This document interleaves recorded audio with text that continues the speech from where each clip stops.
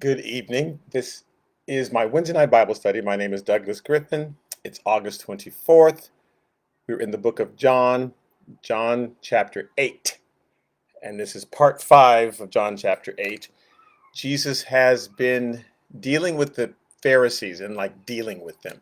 The festival is over, the festival of tabernacles, and the Pharisees are on him. They've been assigned to kill him. And so they're trying to find some reason, some way in, some way to get him. And so he is questioning him, they are questioning him, which is a big mistake because he's smarter than they are. So they think they can trap him, but they can't. And he said a few things that really bothers them. So let's bring that up. So I'm going to start with the last couple of verses where we left off last week. John chapter 8, verse 38. He says, I know that you're Abraham's descendants. So I know you're descended from Abraham. I'm clear on that. But you seek to kill me because my word has no place in you. So I get biologically who you belong to, but you're trying to kill me. You think I don't know that you're trying to kill me. But hello, I do know. Because my word is not in you. So they're like, what? So he says, I speak what I have seen with my father, and you do what you had seen with your father. So this causes confusion. What do you, our father, what do you mean by our father, and who's your father, and what's the difference? So they answered and said to him in verse 39, Abraham is our father. You just said that. So Jesus said to them, well, if you were really Abraham's children, I know biologically you're his father, but if you were really Abraham's children, you would do the works of Abraham. So he's saying, yes, biologically you are, but spiritually you aren't. Because if you're really his children, you'd be like Abraham. He says, but now you seek to kill me. And he said this twice because murder is going to come up as the next topic here. A man who's told you the truth, which I heard from God. Abraham didn't do this. Abraham wasn't trying to murder people. So you say you're the children of Abraham, but are you really? So that's where we left off. Now, so he says to them, John chapter 8, verse 41, you do the deeds of your father. And they said to him, so so they said to him, we're not born of fornication. Meaning, okay, so let's explain this. He's agreed, you know that Abraham is our father. You just said Abraham is father, but then you say we don't do his deeds. So you're trying to say we have another father. Biologically, it's Abraham, but spiritually, we have this other father. Now, all throughout history, this was a thing in the Jewish religion, this thing about, hey, Clemmy, this thing about having too many fathers, spiritual fathers. And so uh, they said, you're trying to tell us that we're like these idolaters because in Hosea, I'll just read it to you. So Hosea is one of the prophets who's prophesizing to the really bad Jewish people, the bad ones, the covenant breakers, the idolaters. He's not talking to the rest of the Jews who are wonderful people. He's talking to the really bad ones up north in the Samaria area, and he's warning them, you're about to go into captivity if you don't change your ways.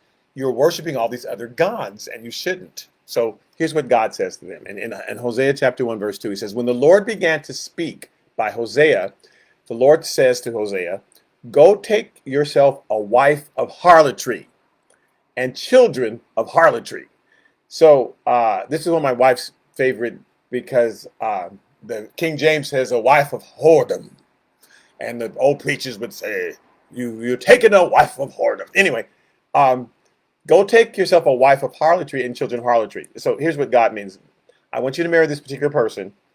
She's going to become a prostitute. He's not saying go find a prostitute and marry her. But you're going to take a wife of who I'm telling you to take, and she's going to be unfaithful to you. And this is going to be a visual aid to the children of Israel so they can say, you can say, this is how you are. God is married to you and you're being unfaithful to him. So he says, go take yourself a wife of harlotry and children of harlotry. So she's going to actually have children by other men, not by you. That's one way you'll know that she's being unfaithful.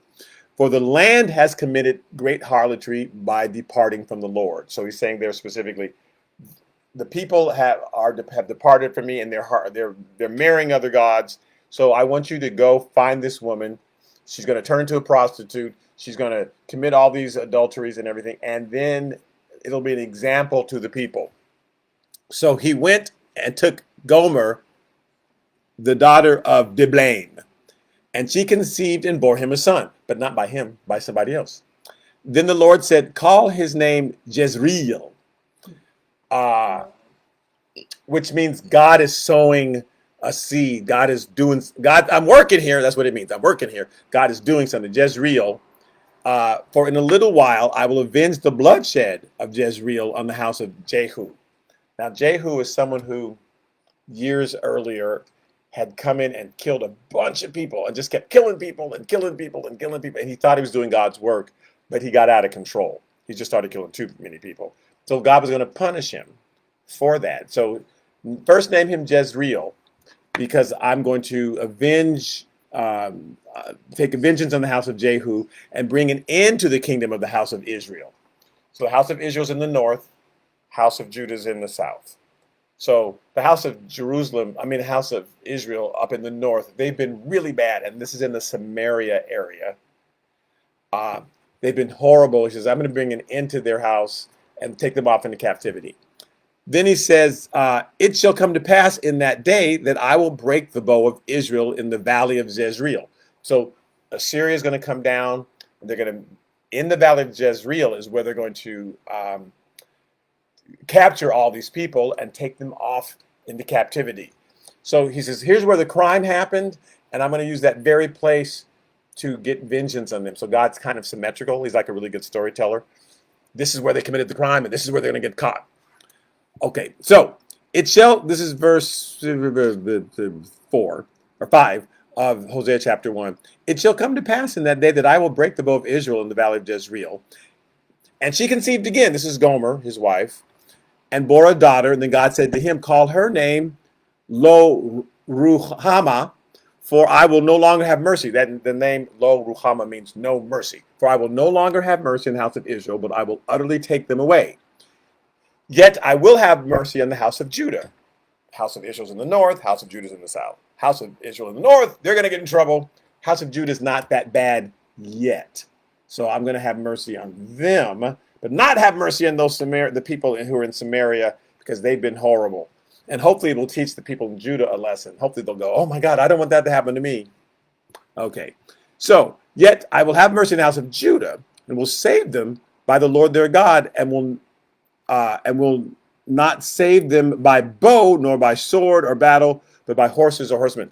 Now, so I'm not going to spare the people in the middle. The Samaritans, they're going to be in trouble. And they won't be able to use their bows or horses. Nothing will be able to save them so they can escape the coming punishment. Now, when she had weaned Lo Ruhama, she conceived and bore a son. And then God said, call his name Lo Ami, for you are not my people, which is what the main Lo Ami means, not my people. And I will not be your God. So she has 3 children out of wedlock because she is a wife of whoredom. And she has 3 children, not by Hosea. And so the whole adultery thing and fornication thing means you're an idolater. So that's passed on. That is passed down to the Jews when they hear somebody being called an idolater. Oh, you're trying to say but they were fornicators, that were adulterers, because Hosea started that, right? Okay, now, in 2 Kings chapter 17, 2 Kings chapter 17, this is when it actually happens. So God's predicting it's going to happen. Now it actually happens in 2 Kings chapter 17, that because of their unfaithfulness and serving other gods, the Assyrians are going to come. But again, he's likened their unfaithfulness to being an adulterer, a fornicator.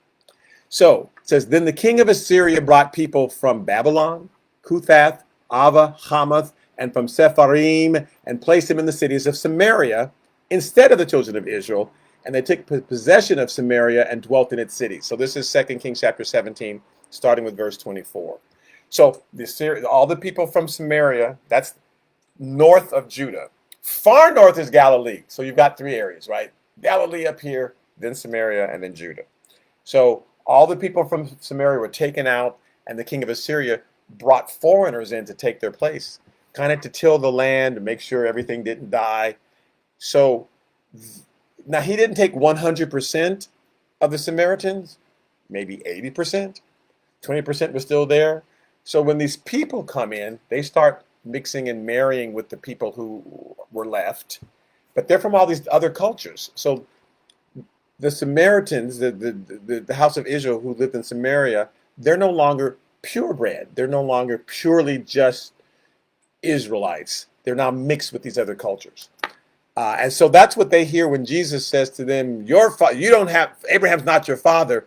You're trying to say we're mixed with other people, that we're mixed, but we're not. We're not like those Samaritans, which is what they'll say in just a minute. Okay, so he takes them out and he brings in all these other people. And in verse 25, it says, and it was so at the beginning of their dwelling there that they did not fear the Lord. Therefore, the Lord sent lions among them, which killed some of them. So they're interpreting that as when they're worshiping all these other gods, which is what the Israelites got in trouble for in the first place, and they were captured. And now all these other people come in, and of course they're worshiping other gods because they brought their gods with them. And lions going among them and killing people, and they're supposed to go, that's unusual that these lions are all showing up. I wonder what we're doing wrong. Well, they get a message. Here's what you're doing wrong. So, verse 26, so they spoke to the king of Assyria, saying, the nations whom you have removed and placed in the cities of Samaria do not know the rituals of the God of the land. Therefore, he has sent lions among them. And indeed, they are killing them because they do not know the ritual of the God of the land. So in their minds, we've moved to this new place and lions are suddenly showing up. So whoever the God is of this land that we're in, this land called Israel, whoever the God is, he's mad at us. So they still don't know that he's the God of gods, that he's the God. They just think he's the God of this land. So we got to appease him somehow. What are we going to do about it? So it says, then the king of Assyria commanded, saying, send there one of the priests whom you have brought from there. Let him go and dwell there. So one of the Jewish Samaritan that I took, send him back and let him teach him all these, traditions of the God of that land. So it says, let him go there and dwell there and let him teach them the rituals of the God of the land. Then one of the priests whom they had carried away from Samaria came and dwelt in Bethel and taught them how they should fear the Lord. However, every nation continued to make gods of its own and put them in the shrines on the high places, which the Samaritans had made, every nation in the cities where they dwelt. So Samaria is now full of people from other places who have mixed with some of the Israelites who stayed, and they're worshiping other gods. Well, I don't know, about 150 years later, when some of them come back, some of the Israelites who were taken from the land come back to Samaria, they again start intermarrying with these people. So this is how Samaria got a bad reputation. Down in Judah, they're like, we're pure. We've never mixed with anybody. We only have one father, Abraham. But they actually have other fathers. Abraham may be their stepdaddy, but they got a father from Babylon and father from here and father from Cush. And so those people up there are mixed. Those Samaritans, we don't like them because they're mixed with other people. So when Jesus is saying to these Pharisees, well, Abraham's kind of your father, but actually your real father, you're serving him. They go, oh, you're trying to call us Samaritans. Abraham's our father. What are you talking about? We don't have a couple of different fathers like those Samaritans. So they are insulted. So in John chapter 8, verse 41, the second part of it, they say, we have one father, and that's God. So if you're trying to say spiritually we've been worshiping other people, we have not. And they're saying this, they're quoting Malachi chapter 2. And they're quoting verses to Jesus, which he loves, like, oh, please bring it so I can embarrass you. So Malachi chapter 2, verse 10 says, have we not all one Father? Has not one God created us? So they're saying, see, the scripture says we have one Father. The next sentence says, then why do we deal treacherously with one another? By profaning the covenant of the fathers. And Jesus wants to just quote the rest of it and say, yeah, so then why are you acting like this? If you had one father who was Abraham, you wouldn't be coming after me. So John 8, verse 42. So Jesus said to them, if God were your father, you would love me, for I proceed forth and came from God. Nor have I come of myself, but he sent me. This is the idea, like you've met people who are the spitting image of their parents. oh my God, you just look just like your father, or you look just like your mother, and you talk like them, and because you've run into that when that happens. It doesn't always happen, but there's situations where they really are like that father or that mother. Spit that person out. They are so much like, the parent. And that's why we say spitting image. And so he's saying, that's me. If you love God, you would love me. I came from God. He's in me. His essence is in me. So if you would have no problem with me if you actually love God. But the problem is you have a different father. God is not your father. So he's going to get to that. So if God were your father, you would love me. For I proceeded forth and came from God, nor have I come of myself, but he sent me. Now, verse 43. So why do you not understand my speech? Like, why don't you understand the words coming out of my mouth? It says, because you are unable to listen to my words. So there is a reason that you're not getting me, because you can't hear what I'm saying, because you don't love God. So my words make no sense to you. So he then says plainly in John chapter 4, verse 44, you're of your father, the devil. So let's just be clear who I mean when I say your father. Okay. Now, Genesis chapter 3, verse 1. It says, now the serpent was more cunning than any beast of the field which the Lord God has made. This is our introduction to the devil. Third chapter of Genesis, after God's created the heavens and the earth and Adam and Eve and all that, now the devil shows up as a serpent. And Jesus tells him during this time period one other thing. John doesn't include it because John is particular about what he's putting in. But in Matthew chapter 12, verse 33, he's talking about the tree. Now, we know that the serpent came, and the whole conversation he's going to have with Eve is about the fruit of the tree, right? Can I eat the fruit or not? Should I eat it? God said, don't eat the fruit.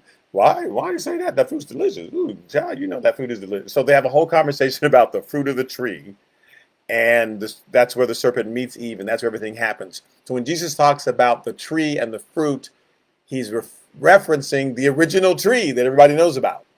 So he says in Matthew chapter 12, verse 33, either make the tree good and its fruit good, or else make the tree bad and the fruit bad. For a tree is known by its fruit. So God said, all those trees are good. This tree is bad. So don't eat of this tree. But all those trees, there's 1,000 trees. You can have any tree. Why are you fixated on this one? Why does the devil make you fixated? The fruit is bad and going to lead to bad things. And he's saying, you personally, if you kind of represent like a tree, what comes out of your mouth, the fruit that comes out of your mouth, if the roots are bad stuff's going to come out. If your root is good, then good stuff will come out of your mouth. So it's clear. So I'm going to tell you which one you are. So he calls them in the next verse, Matthew 12, verse 34, brood of vipers. You are the children of vipers, brood of vipers. So the first snake was the devil. And he's saying, you're his kids. You're a brood of vipers. How can you, being evil, speak good things? For out of the abundance of the heart, the mouth speaks. You got nothing but the devil in you. You're starting with that as your base. So that's why you can't hear what I'm saying. Because the words I'm saying are coming from God, but since the devil is the one in your ear all the time, what I'm saying makes no sense to you.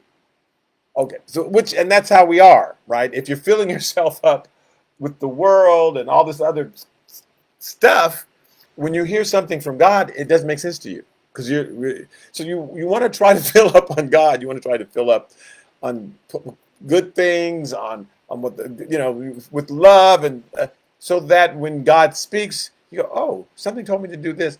But if all you're filling up in is junk, you don't recognize the good stuff when it's put in front of you.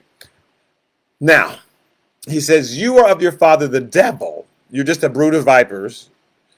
John chapter 8, still verse 44. And the desires of your father, you're going to do. You're going to do what he wants you to do. For example, Genesis chapter 4. Because, again, they know the story. When he represents snakes, their mind immediately goes to the devil and the Garden of Eden. Why? Because they didn't have Life magazine. They didn't have TV Guide. They didn't have Game of Thrones on top. They had nothing else ever that they ever talked about other than the Bible. There weren't a bunch of novels sitting around in magazine. The only stories they knew were the Bible stories. So anytime if Jesus is saying, oh, snakes, they just go to, oh, okay, he must be talking about the snake in the Garden of Eden. So when he says you're going to do his desires, their mind goes to the next story in the next chapter, Genesis chapter 4. So the Lord said to Cain, why are you angry? Now remember, Abel brings his offering, Cain brings his offering. God had already told them what an acceptable offering was. He hasn't changed. It's the same. God doesn't, well, this year I think that my offering is going to be pizza. He doesn't just change. It's always a blood sacrifice. He puts it into the law, but before the law, there are people offering blood sacrifices in the Bible. They know what the sacrifice is. It never changes. God doesn't change the sacrifice to confuse people. Well, Jesus showed up and he did blood, but way back in the, God was asking for pig meat he doesn't change. It's always blood. It's always blood. That's why they're confused. So Cain knew what he was supposed to bring. He knew what he was supposed to bring to God, blood. Sacrifice, a lamb. So he didn't. He brought well, God will take this, and aren't we that way? God will be satisfied. I know what God said, but God will be satisfied with this. Now, Uncle Jimmy might go, oh, okay, I'll take that. But God's like, no, sorry, I'm not accepting that. I'm really specific. I know what I like. The people who know what they like, they're not happy when you bring them what they don't like. So the Lord said to Cain, why are you angry? And why has your countenance fallen? If you do well, meaning if you do what I ask you to do, I told you what to do, will you not be accepted? And if you do not do well, if you just make up your own thing and say, I don't have to listen to God, I can do what I want, sin lies at the door. It's the choice of, I don't want God to tell me what to do. And the world is divided into two groups. People who say, yay, I'm glad there's a God. He created everything. I want to be taught. I want him to tell me what to do because he's the one that's running everything. So why would I not follow his instructions? I'm going to have a happier life. Let me deal with the person who created all this stuff and talk to that person. And they're going to, a friend of mine designs equipment, sound equipment and stuff. He's the designer. He designed it. So whenever I have his equipment at my church, when it's not working, I call him up. Hey, Marcus. And he said, oh, fix that and pull that in. I thought, oh, thank you. He's the creator of it. Go directly to the creator. Yay. So that's how some people feel about God. He's the creator. Let me just go directly to him. And some people think, I don't want there to be a God. I want to do what I want with my life. I don't want there to be a God. I don't want there somebody telling me you got to do this, you got to do that, you got to do this. No. I'm going to do my thing. It's your thing. Do what you want to do. And so God says, no, I can't tell you who to sock it to. Yes, I can. And they said, no, you can't. Like, well, we'll see in the end, won't we, who gets socked it to. So the world is divided into those two groups. You either are good with there being a God or you're not good with that. That's not like, no. So Cain is at that point. God said, here's what I want. And Cain's like, no, I'm going to do what I want. And you just have to accept it. And God's like, do I? Let's see. So he says, if you don't do what I ask, that sin is lying at your door. That's the devil then who's going to influence you. He says, and its desire is for you. It wants to control you. That's what that literally means. It wants to control you. But you should rule over it. Don't let it tell you. Don't let the devil tell you what to do. So he warns him. And that's why Jesus is saying to him, you're going to do the desires of your father. The devil, you're making the devil your father. And you're going to actually act out his desires. You think you are doing your own thing. Surprise, you aren't. The devil's controlling you. Because somebody is going to rule you. You don't want it to be, I don't want to be God to rule me. I'm going to do my own thing. But surprise, you aren't. You're going to be listening to the devil without even realizing it. So he says the desires of your father, you're going to do. So he was a murderer from the beginning. He was a manslayer, that is the literal translation. He was a man killer from the beginning. His job and when they say from the beginning, not like the devil was running around killing people before they ever existed. It means from the beginning of the human race. From the beginning of the human race, he was murdering people from the beginning. Was he? How was he doing that? Okay, let's go back. In Romans chapter 5, verse 12, it says, therefore, as through one man sin entered into the world, through Adam, sin entered, and then death through sin. and thus death spread to all men, because all have sinned. Everybody sinned is a sinner, and that's not the question is whether or not we're sinner. The question is, are you going to accept the free gift that Jesus offers you to pay for that sin, or say, no, I don't need that. I can get into heaven on my own, or no, there is no heaven. So, ha ha. So that's the question, not whether or not we're sinners, but are you going to accept the free gift, that pass, that get out of jail free pass? Are you going to accept that or not? So, but it says that through one man sin entered, and death came through sin. So he's saying that now the devil was a murderer from the beginning because he introduced death. God is God of is life. So by tricking Adam and Eve into sinning, he's killing them. He was a manslayer from the beginning. So in Genesis chapter 3, verse 1, let's just read through it. Now the serpent was more cunning than any beast of the field which the Lord God had made. And he said to the woman, has God indeed said you shall not eat of every tree of the garden? Which is how the devil, are you sure that? Did it say 55 miles an hour? Maybe it said 70 miles an hour on that speed limit. Are you sure? You sure there's a policeman around? That's his way in. Is that door really locked? Whatever it is. That he puts that thought, mean old spirit says something to me and made all the sense of the world. I think I will do that. Is one drink enough? Really? Are you sure? Don't you think 12 drinks is enough? So that's his way in. So did God really say you should not eat of every tree in the garden? So the woman said to the serpent, well, we may eat of the fruit of the trees of the garden. God has said, but you shall not eat of this one, nor shall you touch it, lest you die, which God never didn't say, don't even touch it. But he did say, you will die. Because then you're disobeying me. And I do have to give you that opportunity because I'm a God of free will. So I have to give you something that you should not do so that you, by choice, choose to serve me. If everything is correct and there's no chances you ever could do anything outside of my will, then I've created robots. So I have to give you a choice. But I'm giving you 1,000 yeses and only one no. Ignore that one no. I'm not telling you, just ignore it because you'll die. So, but the devil's already planted in their mind, really? Is that what he really meant? Then the serpent said to the woman, you will not surely die. Now, the word die is there twice. You shall not die. You won't die, like die. And the reason why it's there twice is because there's a spiritual death and there's a physical death. Spiritual death happens first, and then the physical death happens. So Adam and Eve would still be walking around today, looking crazy, but they'd be still walking around today. But that spiritual death began the deterioration of their flesh, and they began to die once they died spiritually. But that's the devil being the manslayer. I can cause them to die, and that's the worst thing. God will be so mad. How will he fix that? For God knows that in the day you eat of it, your eyes will be open. That's all that's going to happen, and you'll be like God, knowing the good and evil. So God's just jealous. Just wants you to know the difference between good and evil.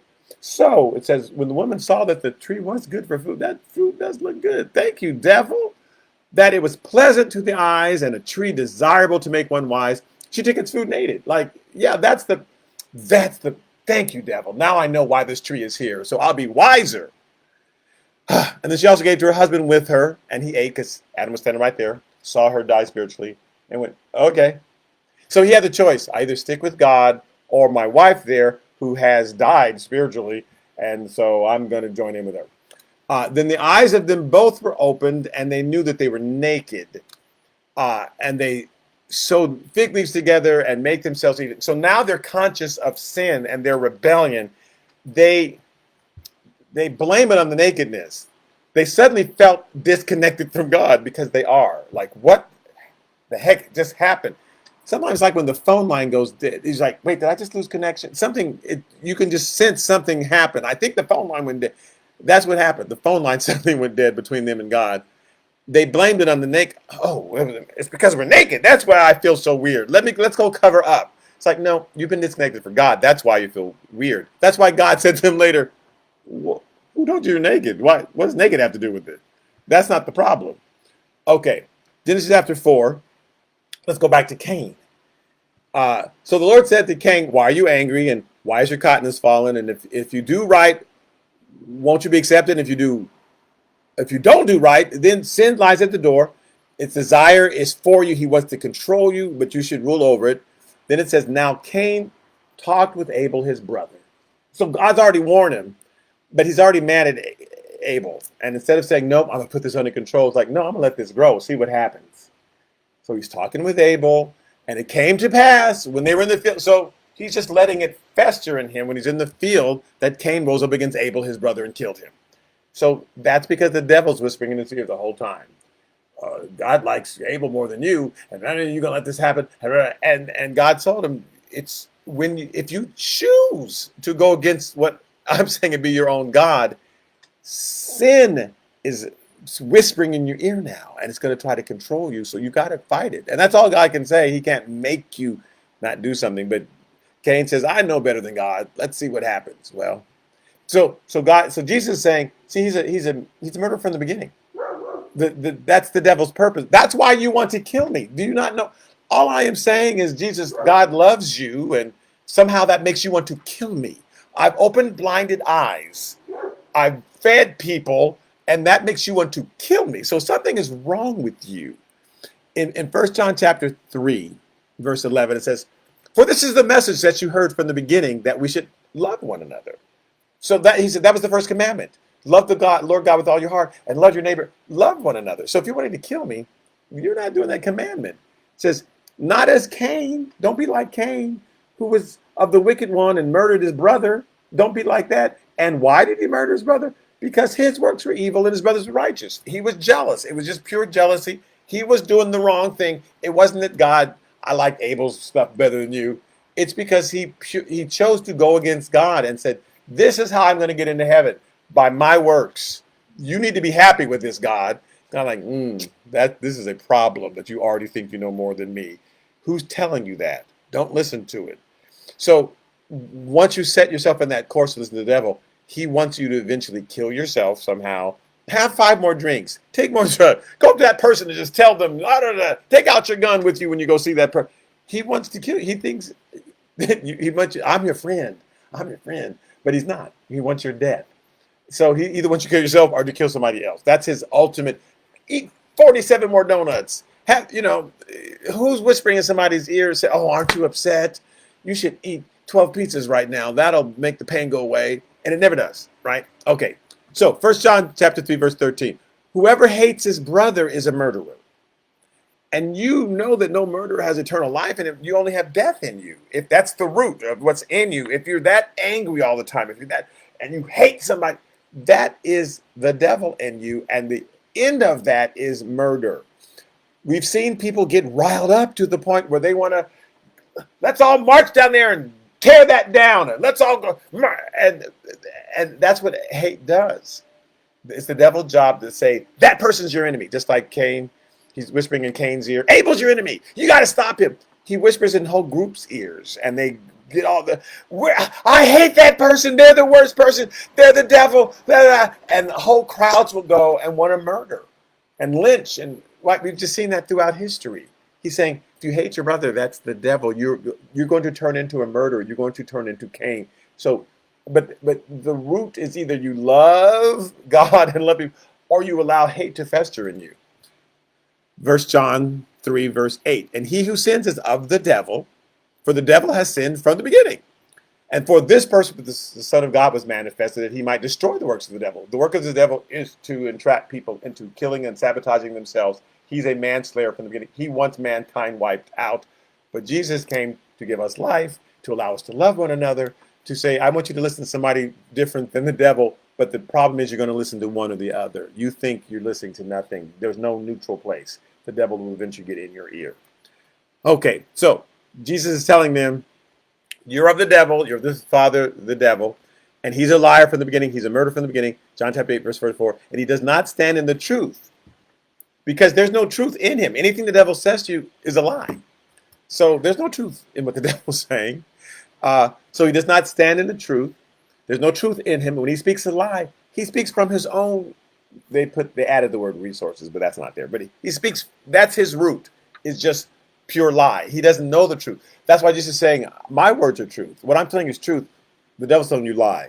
And these are your choices. They're pretty black and white.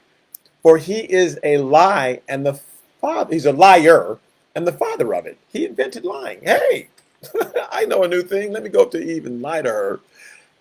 I think this will catch on. So he's the father of lies. And so if you're listening to him, you're believing a lie. If you're listening to me, you're believing the truth. These are your choices. John chapter 8, verse 45. He says, because I tell the truth, yet you don't believe me. So, and which of you convicts me of sin? Like, what is it that I'm doing that's so sinful? I'm saying truth. There's a reason why you don't believe me, he's trying to say, is because you're listening to the devil. Now, Jesus has a mission. I have 6 months left, really, to convince these people that they're about to go to hell. For the past 3 years, I've been everywhere else but Jerusalem dealing with these Pharisees. I've been in Samaria, I've been in Galilee, I've been everywhere else. But I've got to focus now on these people because they're the very ones who are going to come after and try to kill me. I know they're going to try to kill me. I know they're going to put me on the cross. But I still owe it to them to say in the strongest terms, you are listening to the devil. You are sending yourself to hell. You're sabotaging yourselves. Don't do that. Okay. So if I tell the truth, why do you not believe me? He who is of God hears God's words. Therefore, you do not hear because you're not of God. Well, that's pretty plain. John chapter 8, verse 48. Then the Jews answered and said to him, do we not say rightly that you are a Samaritan and have a demon?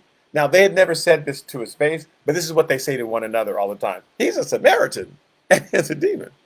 Why is that insulting? Well, again, the Samaritans have this terrible background because they had divided the 12 tribes into Judah. There were 4 tribes, and then there were 4 tribes basically who were the Samaritans, and there were 4 tribes basically in Galilee. It kind of divided 4 and 4. It's kind of interesting. But they were all carried away. And like I said earlier, they were all mixed with all these people from other places. And the Samaritans had a horrible reputation of being just these horrible idolaters. So they're telling Jesus, you're a Samaritan, but why they're picking Samaria? Why Samaria? Because they'd heard about Jesus in Samaria. Nobody from Judah ever went to Samaria. They would go all the way around Samaria. They would not go through it. Jesus was going through Samaria. That's the first place he went after he came to Jerusalem. His very first time in Jerusalem, in Judah, in the south, he went into the temple, knocked over all the tables, made a stir, healed some people, and then he went straight to Jerusalem. He went straight to Samaria and ran into the woman at the well. And in John chapter 4, verse 39, it says, and many of the Samaritans of that city believed in him because of the word of the woman who testified. Remember, she ran up and said, oh my God, he told me everything I've ever did, which she did not tell her everything he ever did, but she's exaggerating. Oh, I'm sorry, that's actually the next, I could have just read it to you. He told me all that I ever did. So when the Samaritans had come to him, they urged him to stay with them. And he stayed there for 2 days. So after the woman of the well, he said whatever he said to her that made her go, oh my God, I've got to change my life. She told everybody. They came out. They heard him teach. He stayed there for 2 more days. It says, and many more believed because of his own word. So they're hearing it down south. Up north in Samaria, he's like preaching to these reprobate people. That's like preaching to gang members or drug addicts, or you're going out talking to homeless and you're going out talking to these people. What's wrong with you? Well, that's who God actually is sending me to. That's what's wrong with you, that you're not out there with me. So they heard about that as soon as he left them, that he'd gone to Samaria. Word trickled down. Next, in Luke chapter 17, when he went to Jerusalem, it says in Luke chapter 17, verse 11. Now it happened as he went to Jerusalem that he passed through the midst of Samaria and Galilee. So he's way up north. He passes through Samaria and Galilee. On the way there, he ran into these lepers, right? Then as he entered a certain village, there he met 10 men who were lepers who stood afar off. No one ever touched lepers because you can catch it, and like, we don't touch them. They got to stand far off, and they had to scream out, unclean. If you got near a leper and you didn't realize you were near one, they'd unclean, and then you'd run, right? There's some people need to be screaming that out today. And they lifted up their voices and said, Jesus, Master, have mercy on us. Instead of screaming out unclean, they said that. So when he saw them, he said to them, go and show yourself to the priest. Now he didn't touch them, not because he didn't want to. It's an act of faith. I don't have to come and touch you. I'm God. Do what I tell you to do. Go show yourself to the priest. And by the time you get there, you'll be cleansed. So that's an act of faith on their part, right? And so it was that as they went, they were cleansed. And one of them, when he saw that he was healed, returned and with a loud voice glorified God. And he fell down on his face at Jesus' feet, giving him thanks, and says, and he was a Samaritan.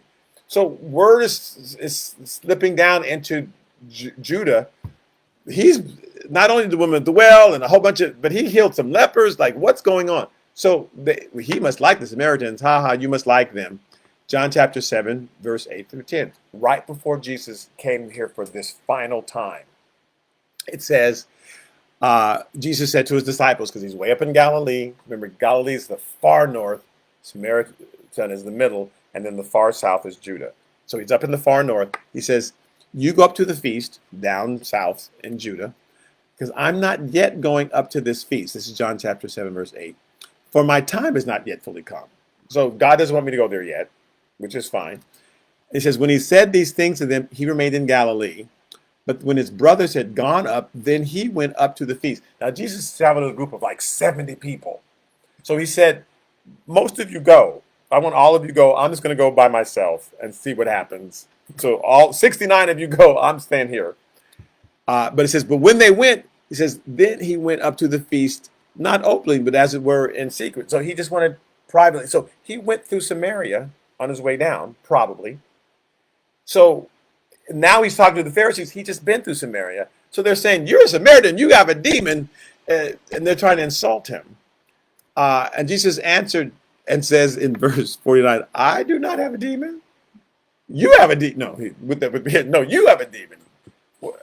Anyway, he says, I do not have a demon, but I do honor my Father, and you are dishonoring me by declaring the works that I have to be demonic. What part was the demon?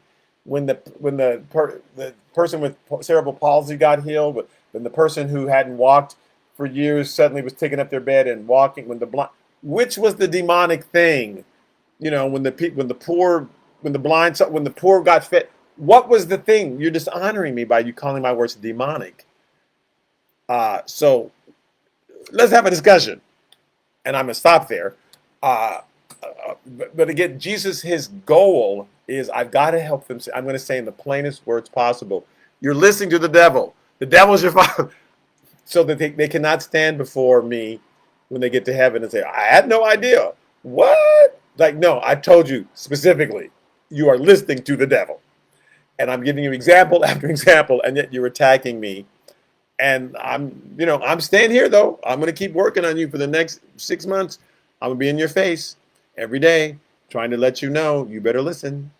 And it'll be up to you. But I'm saying in the plainest words, and I'm going to do more miracles while I'm here in Jerusalem. Some of his biggest musicals, bless my heart. You know he wrote Jesus Christ Superstar. No. So some of his greatest miracles are about to come up that he's doing right in front of them to see what they're going to say. He's about to heal the blind man that I keep throwing in the blind man. He didn't heal him until right now. I keep saying, and I've healed the blind. Actually, he hadn't done it yet. He's about to do it in the next chapter. So, but it's going to blow their minds, and that's when they really go crazy. You go around healing blind people, you must be the devil. Like, really? When have you ever seen the devil like heal a blind person? So I am going to stop there.